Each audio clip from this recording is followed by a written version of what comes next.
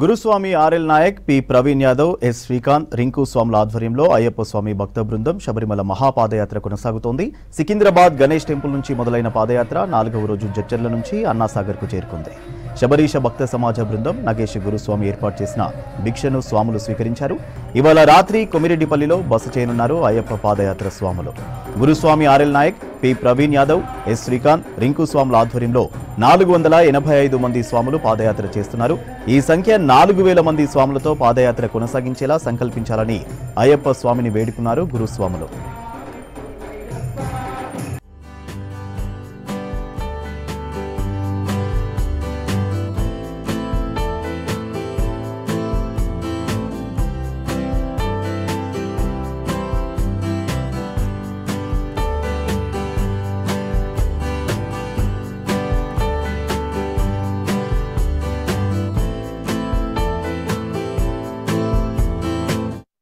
మహా పాదయాత్ర అయ్యప్ప భక్త బృందం హైదరాబాద్ వారిచే జరుగుతున్నటువంటి ఈ మహాపాదయాత్ర కార్యక్రమానికి దాదాపు 485 మంది స్వాములు మహాపాదయాత్ర చేస్తున్నారు. అంటే అయ్యప్ప అనుగ్రహం ఖచ్చితంగా ఉండాలి.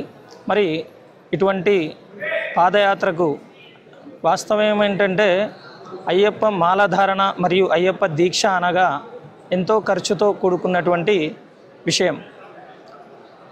41 రోజులు నిష్ఠ నియమాలతో దీక్ష చేస్తూ కఠినమైన దీక్ష చేయడం ఒక ఎత్తు అయితే, ఖర్చుతో కూడుకున్నటువంటి యాత్ర మరో ఎత్తు.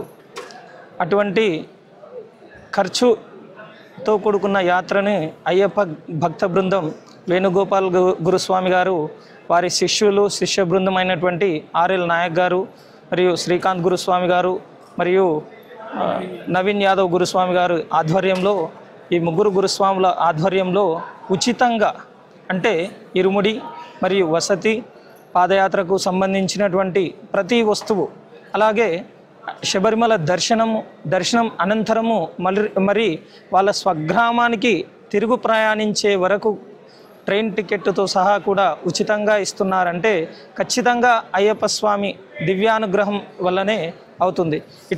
ఎంత కఠినమైన యాత్ర అయినా సరే అయ్యప్పని నమ్ముకున్నచో, ఎంత ఖర్చుతో కూడుకున్న అయినా సరే అయ్యప్పని ఒక్కసారి స్వామియే శరణమయ్యప్ప అని వేడుకున్నచో ఏదో ఒక గురుస్వామి రూపంలో అక్కడ అయ్యప్పకు అనుగ్రహించి అతని కష్టాలను తొలగిస్తాడు. అదే అయ్యప్ప స్వామి కలియుగ ప్రత్యక్ష దైవమైనటువంటి అయ్యప్ప స్వామి అనుగ్రహం ఎక్కడుందయ్యా అంటే, కేవలం మనం పిలిస్తే స్వామి అన్న వెంటనే మన చింతకు వచ్చేసి మన గురుస్వామి రూపంలోనే మనకి వచ్చి ఆ కష్టాలను తొలగిస్తారు.